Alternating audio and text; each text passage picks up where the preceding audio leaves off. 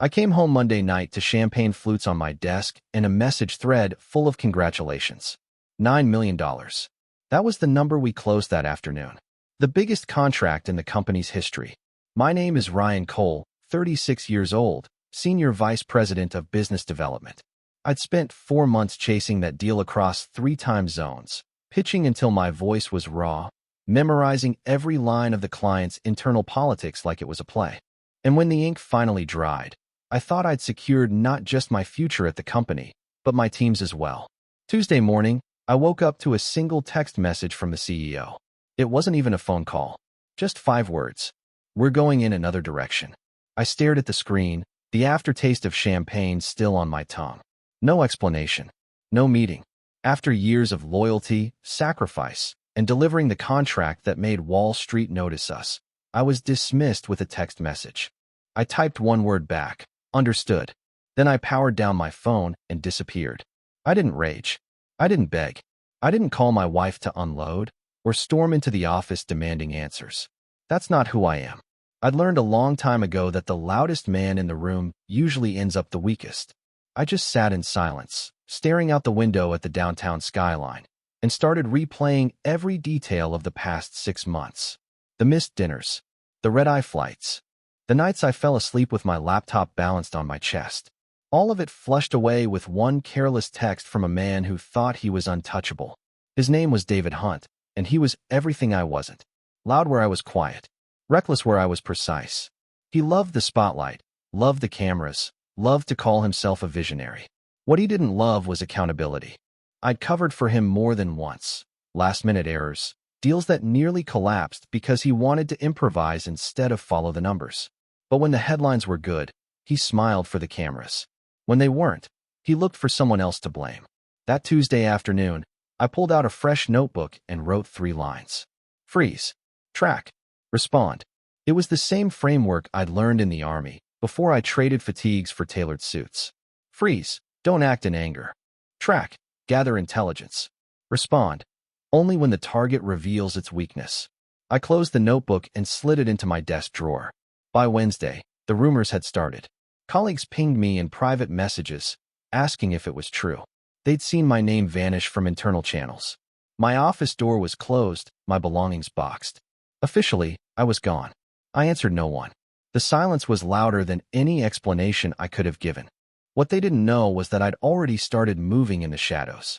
While David toasted my exit with his boardroom allies, I was compiling years of files, buried approvals, and numbers that didn't add up. He thought he'd buried me with a text. What he didn't realize was that he'd just given me the cleanest cover I could ever ask for. By the end of that quarter, the office he sat in, the one with the panoramic view of the city skyline, wasn't his anymore. It was mine. The first 48 hours after the text, I vanished from every radar that mattered. No LinkedIn updates. No farewell emails. No statements to the team. Just silence. And in that silence, I watched. David expected me to lash out, to fight for scraps of dignity. That's what most people did when they were discarded. But I wasn't most people. I started by tracking patterns. Over the years, I'd built a private archive, contracts, side agreements, performance metrics. Not because I planned revenge, but because I believed in documentation. A soldier's instinct. If it isn't written down, it never happened. That archive was my arsenal now. I logged into old cloud accounts, ones the company had long forgotten existed. Buried in the layers of permissions, I found records of vendor payments that never matched the services delivered. Technology fees that ballooned without explanation. Consulting invoices from firms with no real staff. At first glance, they looked legitimate. But when you line them up side by side, the story shifted. Numbers repeated. Addresses recycled. Signatures from the same hand, disguised under different names. Freeze. Track. Respond. I wasn't ready to move yet. I needed to know exactly where the cracks were before I placed any weight on them. Meanwhile, texts kept coming from friends inside the building. Man, is it true? Did you really leave? I ignored them all. The less I said, the more nervous David would become. Silence was my sharpest weapon. On Thursday night, my wife asked me if I was okay. She'd seen me sitting for hours, notebook open, pen scratching steadily. I told her I just needed time. She didn't press further. After years of deployments, she knew when I was shifting into operational mode. That quiet space between thought and action. By Friday morning, I had a timeline mapped out across my wall. Sticky notes, printouts, arrows. Payments funneled through shell companies. Executive approvals that bypassed board oversight. Patterns that stretched back 18 months. It wasn't just sloppy accounting. It was deliberate siphoning. Money moving in small enough increments to avoid notice, but adding up to millions.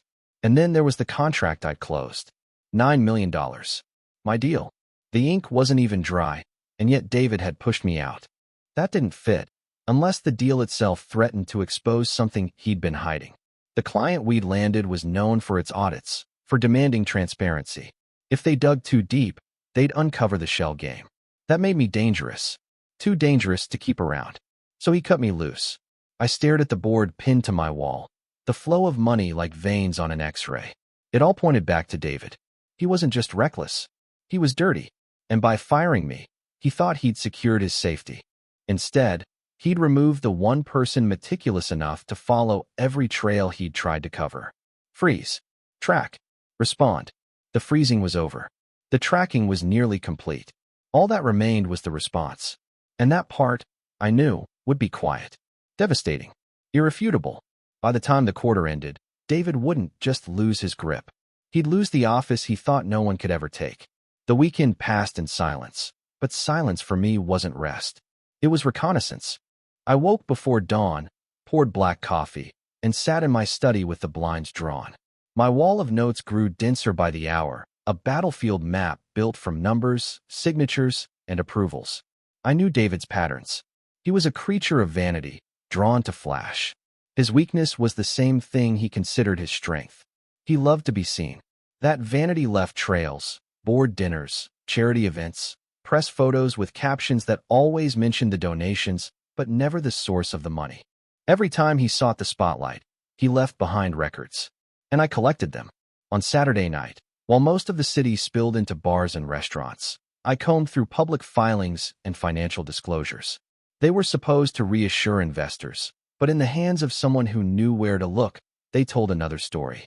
The company had been paying out more in vendor fees than made sense for its size. No one questioned it because revenue was high. Growth distracted the board, and David thrived in that distraction. By Sunday, I had connected 2 of the shell companies to people in David's inner circle. A cousin listed as CEO, an old college friend serving as CFO of a consultancy that didn't even have a website. It was clumsy work, but effective enough to slip past casual scrutiny. Only someone methodical would see the repetition. Only someone like me. I didn't confront him. I didn't send warnings. Instead, I created redundancies. 3 encrypted drives, each holding everything I had. 1 in a safe deposit box. 1 hidden in my home. 1 sent to a friend out of state, with instructions to release it if anything happened to me. A soldier's precaution. By Monday morning, the company's quarterly board meeting was scheduled. David would stand at the head of the table, grinning as he presented the $9 million contract I'd delivered. He'd call it a triumph of leadership, his leadership, and the board would nod. They always did. None of them would ask why the man who closed the deal wasn't in the room. That morning, I dressed as if going to work, but instead of heading downtown, I drove to a small coffee shop on the edge of the city. Laptop open, headphones in, I monitored internal channels through back doors I'd built years earlier. No one noticed my presence. That was the beauty of being invisible. You could watch everything unfold while they assumed you were gone. The boardroom chatter was predictable. Praise for David. Projections for growth. But beneath the noise, I could sense the pressure building. Financial discrepancies were harder to hide now. My deal brought too much scrutiny, too many auditors preparing to examine every number. David didn't know it yet, but the same contract he celebrated would unravel his empire. I didn't need to raise my voice. I didn't need to shout the truth. All I had to do was wait. The cracks were widening on their own. And when the weight finally collapsed the structure, I would be standing in the ruins with proof in my hands. The first shot had already been fired. David just hadn't heard it yet. By Tuesday, 1 week after the text that ended my career on paper, I knew exactly how fragile David's empire was. Fragile men hide behind noise, and David had built his entire identity on volume. His speeches, his interviews, his so-called vision, they were nothing but cover. Underneath was rot, and I had traced it to the bone. But information alone isn't power. Information must be placed, timed, and delivered with precision. That's where most men fail. They rush. They leak everything at once, chasing the satisfaction of exposure. I had no interest in satisfaction. I wanted control. Quiet, undeniable control. That morning, I drafted a single-page summary. Not the full report, just enough to cause panic. Vendor names, transaction dates, figures too precise to ignore. I sent it anonymously to David's personal email. No threats, no explanations. Just the numbers. The bait. By noon, I watched through my backdoor access as his assistant scheduled an emergency meeting with the CFO. Their private chat logs weren't encrypted, an amateur mistake. The messages scrolled across my screen. Where did this come from? David asked. Shut it down. Now. The CFO replied, we can't. Numbers are accurate. If the board sees this, and then silence. They thought they had a leak. They didn't realize the leak was the man they'd discarded. The man who'd written, understood, and then vanished. On Wednesday, I planted the second seed. A short, carefully worded message to one of the more skeptical board members, Robert Hayes. Years ago, I'd helped him secure a sensitive client account. He trusted my judgment, even if he never said it aloud. The email came from a disposable address, stripped of identifiers. Ask why Apex consulting bills have tripled in 6 months. Then check who signed the approvals. Nothing more. By Thursday, the ripple reached the surface. I watched as David canceled a press interview at the last minute. Too risky. Too many questions he couldn't afford to answer. His silence made the markets uneasy. Shares dipped 0.5 point. Not enough for headlines, but enough for whispers. I didn't celebrate. I simply noted the progression on my wall. Freeze. Track. Respond. The response was unfolding exactly as planned, without me raising my voice, without me stepping into the light. That night, I walked through my house with the lights off, the city glowing faintly beyond the windows. My wife asked when I was going to move on, find another job. I told her soon. She didn't push. She knew this wasn't about a paycheck. This was about principle. A man doesn't dedicate years of his life to building something just to watch it be corrupted and claimed by someone else. By Friday morning, the board called an unscheduled session. My contact, silent for years, forwarded me the notice. David didn't know it yet, but the walls were closing in. And when they finally collapsed, I would be the one holding the blueprint that showed exactly where the cracks began. The response had started, and it was only getting louder in its silence. The board's emergency session stretched late into Friday night. I wasn't in the room, but I didn't need to be. My back doors gave me access to internal calendars, draft emails, and the faint digital fingerprints of panic. Words like irregularities, exposure, and compliance review began to appear in subject lines. For the first time in years, David wasn't controlling the conversation. The conversation was controlling him. Saturday morning, I walked the length of the city with my phone off, headphones silent. I wasn't thinking about revenge. I was thinking about discipline. Any soldier will tell you, discipline is the difference between a clean strike and a failed mission. My strike was still being prepared. When I returned home, I opened a new file labeled Phase 2. The first page held 3 simple instructions. 1. Compile undeniable evidence. 2. Time the release. 3. Stay invisible. The goal wasn't just to expose David. It was to leave him with no path to recover, no spin that could save him. The evidence was already in my possession. Over 4 terabytes of archived communications, contracts, approvals. But raw data means nothing without context. So I spent the weekend shaping it into a weapon. Charts that showed the siphon money. Side-by-side invoices that exposed duplicate billing. Emails that placed David's signature on fraudulent approvals. The story wrote itself, as long as someone knew how to read it. By Sunday, I had 3 complete packets. One was printed, sealed, and locked in a fireproof box. One was digital, encrypted, and stored off-site. The third sat on my desk, waiting for its moment. David thought I had disappeared. In reality, I was more present than ever. Every board whisper, every investor concern, every fluctuation in the stock, I saw it unfold before he did. Silence had made me invisible. Invisibility had made me powerful.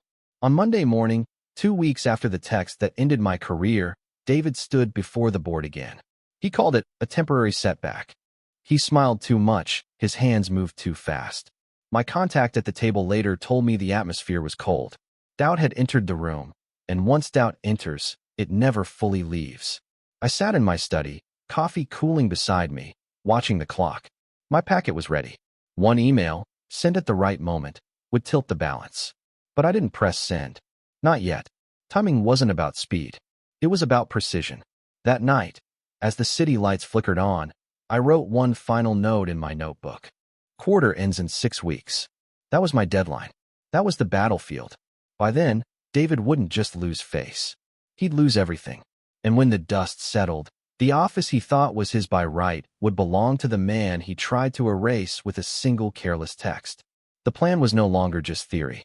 The clock was ticking. 2 weeks of silence had shifted the balance. David no longer looked like the untouchable CEO. He looked like a man watching shadows move, never sure which one held the knife. That was exactly how I wanted him. But pressure isn't applied all at once. It builds in waves. My next move wasn't to strike directly. It was to make him doubt his own allies. A leader surrounded by fear is already defeated. He just hasn't realized it yet. On Tuesday, I drafted an anonymous memo addressed to the audit committee. It was only 3 sentences long.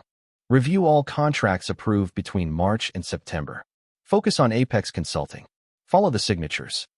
No attachments. No explanations. Just enough to ignite suspicion. I routed it through an offshore server, left no trace of its origin, and sent it at 8:01 a.m., just before the committee's weekly call. By 8:15, I saw calendar alerts reschedule. Meetings postponed. New ones added. By noon, David had canceled his lunch with a major investor. He was busy putting out fires he couldn't even see. Meanwhile, I built the next layer of proof. My files weren't just numbers anymore. I recorded timelines, mapped connections, created visuals that even the most distracted board member could understand in seconds. I knew the psychology of corporate power. They didn't read long reports, they skimmed. So I gave them something impossible to skim past. One glance, and the fraud was undeniable.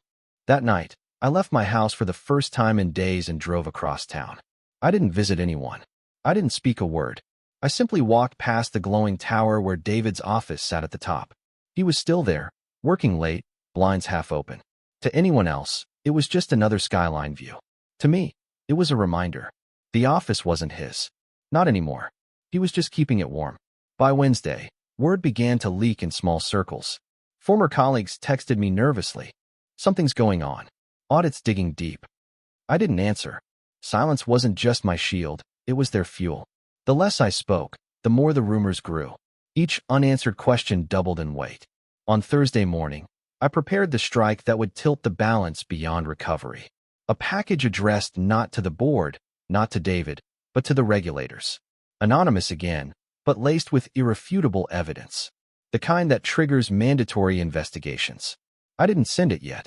Timing was everything, and the quarter wasn't over. But knowing I had it ready was enough. That evening, I sat alone in my study, the city quiet beyond the glass. My notebook lay open in front of me. I wrote one word across the page in bold strokes. Pressure. Because that's what was building now, steady and unstoppable. And pressure, applied long enough, doesn't just crack glass. It shatters stone. By the 3rd week, David's smile had disappeared from the news cycle. Reporters who once praised his vision now questioned his silence. The man who loved microphones had suddenly gone quiet, and quiet leaders make shareholders nervous. That was the first visible crack. Inside the company, the pressure was worse. My contacts told me staff were being shuffled without warning. Entire departments forced into late-night reviews of contracts they hadn't touched in years. The board had ordered a compliance sweep, a phrase designed to sound harmless. But I knew what it meant. They were digging, and the deeper they dug, the closer they came to the rot I had already mapped. I didn't interfere. I simply watched. From my laptop, I saw meetings stretch until midnight. I saw messages flagged urgent multiply each day. David's inner circle, once loyal, now whispered about liability. Men like that never stay loyal when their own skin is on the line. On Wednesday, I made my next move. I uploaded a compressed packet of files to an anonymous server and sent a single link to Robert Hayes, the skeptical board member I had nudged earlier. No explanation, just the link. I knew Robert well enough. Curiosity would do the rest. By Thursday, I saw what curiosity had sparked. Another emergency meeting scheduled. This time, not with David, but without him. A session marked board only. That was when I knew the tide had turned. They weren't asking David for answers anymore. They were asking whether he should still be trusted to lead. That night, I drove to the outskirts of the city and parked on a hill overlooking the skyline. From there, the tower looked smaller. A glass box lit from within, fragile, breakable. I sat in silence, letting the thoughts settle. The man who fired me with a careless text was now a prisoner in his own office. Friday morning, the first investor call leaked online. Shares dropped 2 full points after the announcement of unexpected expenses tied to outside consultants. That was the board testing the waters, preparing the market for a bigger revelation. David wouldn't see it that way. He'd see betrayal. And betrayal makes desperate men reckless. That weekend, I stayed quiet. No emails, no moves, no signals. The storm was already rolling on its own momentum. I wanted David to feel the isolation, the gnawing suspicion that everyone around him was turning away. On Sunday night, I wrote another word in my notebook. Isolation. That's where he was now. Surrounded by people, but utterly alone. And a man alone in the dark is easier to bring down than one surrounded by loyalists. The quarter still had weeks left, but the collapse had already begun. The 4th week began with a silence that felt heavier than noise. No press statements, no company updates, no carefully staged photos of David shaking hands with investors. He had vanished from view, and when a man like David disappears, it's never by choice. I woke each morning at the same time, brewed my coffee, and sat at my desk with the notebook open. My notes no longer looked like scattered fragments. They looked like a completed plan, every move aligned, every piece of evidence tied together. The board had begun its own hunt, but I had already mapped the destination. All I needed was the right moment to deliver the final strike. On Tuesday, I tested the waters. I released a single document to the press through an anonymous drop. Not the damning evidence, just enough to draw blood. An invoice from Apex Consulting with a signature that clearly belonged to David, authorizing payments for services that never existed. By noon, financial blogs picked it up. By evening, larger outlets were circling, careful with their words, but relentless with their questions. Unverified irregularities. Possible oversight. The headlines were cautious, but the damage was not. Inside the company, the effect was immediate. Employees leaked that compliance officers were combing through archives, pulling files from storage rooms no one had touched in years. David tried to project calm, but I saw the panic in the system logs. Late-night access from his office, frantic downloads of financial reports, desperate attempts to control what was already beyond his reach. On Thursday, Robert Hayes made his move. My contact forwarded me the internal memo, a formal request for an independent investigation into all vendor contracts approved under David's watch. That was the beginning of the end. Independent investigations don't ask permission, and they don't protect reputations. They expose. That night, I sat in the dark and listened to the city hum outside. My wife asked if I felt satisfied yet. I told her no, because satisfaction wasn't the goal. Survival was. Respect was. And those things required not just David's fall, but my rise. Friday morning, I prepared the final package. Everything I had gathered, every chart, every signature, every email, bundled into a single drive.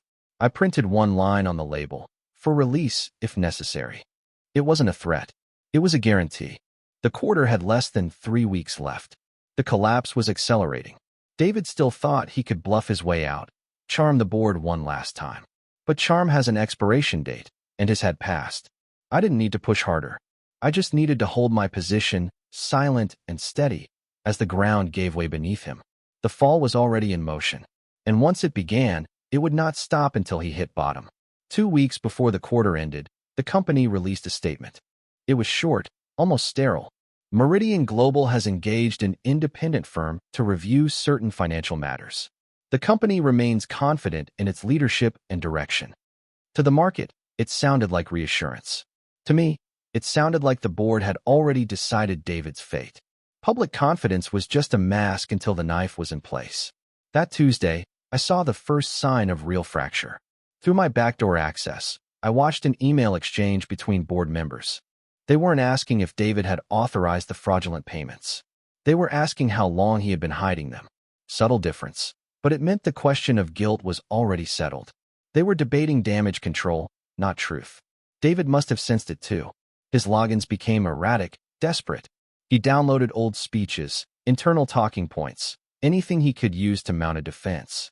He was preparing for war, but he didn't know the battlefield had already been chosen, and it wasn't his. On Wednesday, I made my move. I delivered the full package to Robert Hayes. Digital, encrypted, undeniable. For weeks, I had given whispers, hints, fragments. Now I handed him the entire structure, a complete narrative built from David's own decisions. Fraud, kickbacks, shell companies. Every piece tied neatly together. Robert didn't reply. He didn't need to. His silence was confirmation enough. By Thursday, rumors had spread outside the company.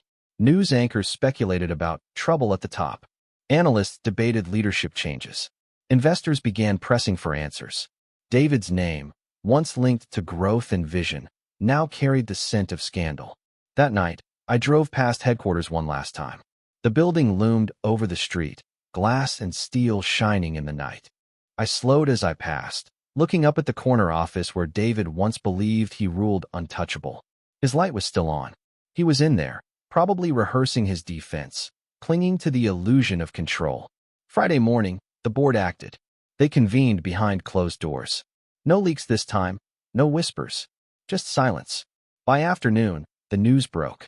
CEO David Hunt placed on leave pending investigation. The press swarmed. Shares dipped. But the company didn't collapse. That was the board's message. Leadership could be replaced, but the machine would survive. I sat in my study, watching the news scroll across the screen. David had been removed, his voice silenced. For a man who thrived on attention, that silence was the cruelest punishment. I closed my notebook and wrote one last word across the page. Transfer. Because the office he once claimed wasn't empty. It was waiting. And when the quarter ended, I intended to be the one sitting there. The quiet man they thought they could erase was already stepping into the light. The final week of the quarter began with David gone, and the board scrambling to project stability. Official statements spoke of interim leadership and strategic continuity. Behind those words was a truth I already understood: power hates a vacuum. And someone had to fill the space David left behind. On Monday morning, my phone rang for the first time in weeks with a number I recognized. It was Robert Hayes. He didn't waste time on small talk. He said the board needed someone who understood the contracts, someone who could steady nervous clients, someone who had credibility both inside the company and outside of it. He asked if I would meet them privately. I didn't rush to answer. Silence had carried me this far. Finally, I told him I would listen. Nothing more. On Wednesday, I walked into the boardroom for the first time not as an employee, but as the man holding the evidence that had saved the company from ruin. Their faces were careful, polite, but their eyes told the truth. They weren't offering me a favor. They were asking me to protect them from their own negligence. I didn't raise my voice. I didn't list demands. I simply laid out conditions. Transparency in contracts. Oversight on approvals. Independence for the business development team. They nodded, not because they wanted to, but because they had no choice. They had seen what happened when they ignored the quiet man in the corner. By Friday, the announcement was public. Ryan Cole appointed interim chief executive officer of Meridian Global, effective immediately. The press framed it as continuity after crisis. They didn't mention the $9 million deal that started it all, or the text that ended my career on paper. They didn't know those details, and they didn't need to. That evening, I walked into the office that had once belonged to David. The city stretched out below the glass windows, the same view he had clung to in his final days. I stood there in silence, letting the moment settle. Not victory, not triumph, just inevitability. I sat at his desk, now my desk, and opened my notebook. The first page still read, freeze. Track. Respond. I traced the words with my finger, then wrote a final line at the bottom of the page. Office secured. Mission complete. The man who had fired me with a single careless text believed he had erased me. What he didn't understand was that men like me don't disappear. We wait. We watch. And when the moment comes, we act with precision. By the end of the quarter, his office belonged to me. Not through rage, not through noise, but through silence sharpened into strategy. Some men fight with shouts. Some fight with fire. I fought with patience, with proof, with quiet. And in the end, it wasn't David's voice that echoed through those halls. It was mine. Support the channel by liking, commenting, and subscribing. I promise even more interesting stories.